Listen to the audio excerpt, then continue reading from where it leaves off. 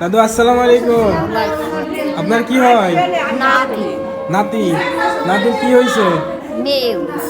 4 নম্বর বাচ্চা। খুশি হয়েছেন? খুশি না থাকি খুশি সে খুশি হলে আমরা